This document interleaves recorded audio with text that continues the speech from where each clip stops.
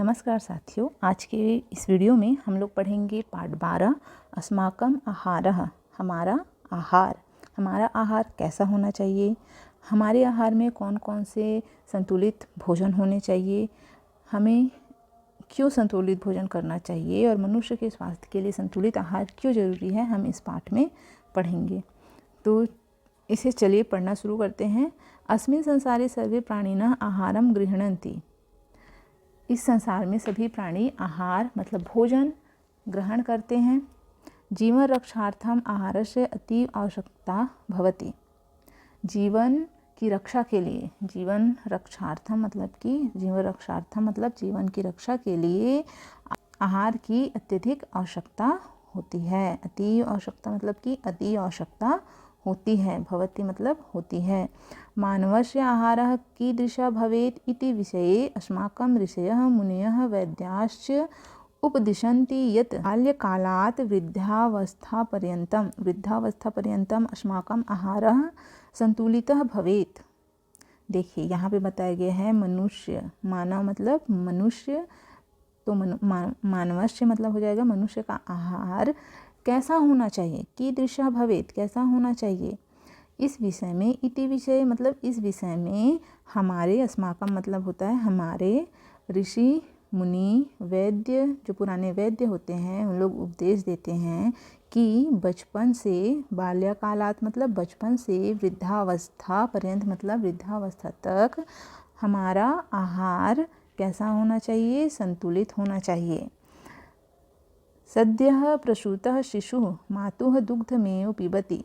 माता, जो नवजात शिशु होते हैं, जो छोटे बच्चे होते हैं, 0 से 6 महीने के बीच नवजात शिशु कहलाते हैं। तो उन लोगों का आहार कैसा होता है, नवजात शिशु माता के ही दूध को पीता है। शिशु माता दुग्धमेव पिबति मतलब माता के दूध को ही पीता है, क्योंकि उसके दांत भी नहीं होते, वो निगल भी नहीं पाता ठोस भोजन को, इसलिए वो दूध ही पीता है। मातुर्दुग्धम पौष्टिकम भवति, माता का दूध पौष्टिक होता है। पौष्टिक आहारेण शिशवः संवर्धन्ते, पौष्टिक आहार से शिशु बढ़ते हैं। सर्वजनेभ्यः आहारे पौष्टिक फलानां महती आवश्यकता वर्तते, अन्यथा ते दुर्बलाः अशक्ताश्च भविष्यन्ति। सभी लोगों के आहार में, सर्वे जनेभ्यः मतलब सभी लोगों के आहार में पौष्टिक फलों की महती मतलब कि अत्यंत आवश्यकता होती है, अन्यतः वे सभी दुर्बल और अशक्त मतलब कि शक्तिहीन हो जाएंगे। अस्माकं आहारः उष्णं स्निग्धः स्वादयुक्तः च भवेत्। हमारा आहार उष्णम मतलब कि गर्म, स्निग्धः मतलब चिकना और स्वादयुक्त मतलब स्वादिष्ट होना चाहिए। मानवः मितभोगी भवेत्, मानव को कम खाना चाहिए। मानव को मितभोगी मतलब कि मित यानी कम, भोगी मतलब हमें खाना चाहिए, भोग करना चाहिए मतलब कम खाना खाना चाहिए, वरना क्या हो जाएगा, अन्यथा अजीर्णम भविष्यति, वरना नहीं तो अपच हो जाएगा। वैद्याः कथयन्ति, वैद्यगण कहते हैं अजीर्णमन्नम रोगस्य कारणमस्ति, मतलब अपच जो है रोग का कारण है। अगर हम उल्टा सीधा कुछ भी खा ले रहे हैं, आवश्यकता से अधिक खा ले रहे हैं, तो हमें कौन सी समस्या हो जाएगी, अपचन की समस्या हो जाएगी, जो कि कई प्रकार के रोगों को जन्म देता है। प्रसन्नचित्तेन स्वच्छस्थाने संयमेन उपविश्य नात्यधिकं नातिद्रुतम् आहारम कुर्यात्।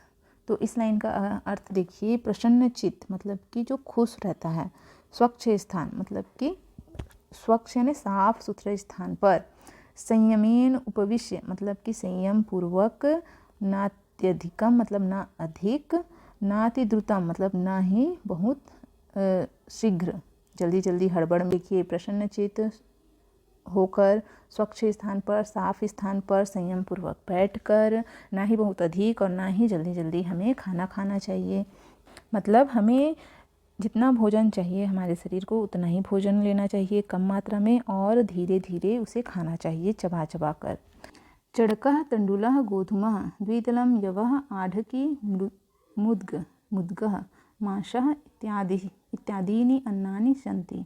देखिए, चणका मतलब चना, तंडुला मतलब चावल, गोधूम मतलब गेहूँ, द्विदलम मतलब दाल, यवह मतलब जौ, आढ़की मतलब कि अरहर की दाल, मुदगह मतलब कि मूंग, मुदगह मतलब मूंग, माशा मतलब कि उड़द इत्यादि अनाज हैं।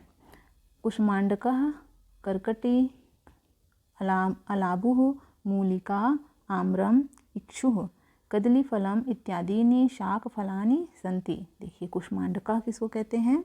कुष्मांडका होता है कुम्हड़ा, कर्कटी मतलब ककड़ी, अलाबुः मतलब होता है आलू, मूलिका मतलब मूली, आम्रम मतलब आम, इक्षुः मतलब ईख गन्ना को कहते हैं, कदली फलम मतलब केला फल इत्यादि क्या है? सभी सब्जी और फल हैं।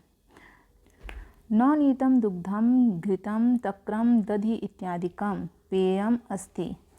नवनीतं दुग्धम मतलब कि मक्खन, दूध, घी, मट्ठा, दही इत्यादि पीने की चीज़ें हैं, पीने योग्य हैं। एते सर्वे शाकाहारी मानवानाम आहारः। ये सभी शाकाहारी मतलब कि शाकाहार मतलब क्या होता है? जो सिर्फ फल अनाज इन्हीं सब का सेवन करते हैं, मांस वगैरह नहीं खाते हैं, मांस वगैरह नहीं खाते, उसे कहते हैं शाकाहार। तो ये सभी शाकाहार मनुष्यों के आहार हैं। बालानां कृते दुग्धम अमृतम कथ्यते। बच्चों के लिए दूध को अमृत कहते हैं। घृतम तु बलवर्धकम, घी तो बलवर्धक होता है। मधु रक्त शोधनम करोति, मधु मतलब कि शहद, शहद क्या करता है? खून को शुद्ध करता है। श्रीफलम आम्लकः आमृद्यः स्वास्थ्यम रक्षन्ति। श्रीफल मतलब कि नारियल, आंवला, आम्लकः मतलब आंवला, अमरूद, ये सब स्वास्थ्य की रक्षा करते हैं। उदरम शोधनम बलवर्धनम च कुर्वन्ति, और बलवर्धक होते हैं, पेट को शुद्ध करते हैं, रक्षा करते हैं, पेट को शुद्ध रखते हैं और बलवर्धक होते हैं। उक्तंच आहार शास्त्रे शाकाहारी मनुष्य दीर्घायु भवति। आहार शास्त्र में कहा गया है कि शाकाहारी मनुष्य दीर्घायु होता है। दीर्घायु मतलब कि लंबे समय तक जीता है, जो सिर्फ शाकाहार खाना खाता है, जैसे कि इस पाठ में बताया गया है चना, चावल, गेहूँ, दाल, ये सब हमें पौधे से मिलते हैं। तो इन सब चीज़ों को खाने से इंसान स्वस्थ रहता है और दीर्घायु मतलब कि लंबी उम्र तक जीता है। और देखिए फल में बताया गया है कि सब्जी में कुम्हड़ा, करकटी, कई प्रकार की हरी सब्जियां होती हैं, आलू है, मूली है, आम है, गन्ना है, कदली फल मतलब कि केला है। यह सब चीज़ खाने से मनुष्य स्वस्थ होता है। तो बच्चों आज के लिए इतना ही। बाकी देखिए यहाँ पे शब्दार्थ दिया गया है, आप अपने पुस्तक से इन शब्दार्थ को याद कर लीजिएगा, क्योंकि एग्ज़ाम में पेपर में आ जाता है फलों के नाम संस्कृत में लिखिए, है ना, सब्जी के नाम लिखिए, अनाज के नाम लिखिए, तो हम इसे याद कर लेंगे तो आसानी होगी हमें लिखने में। ठीक है, चलिए।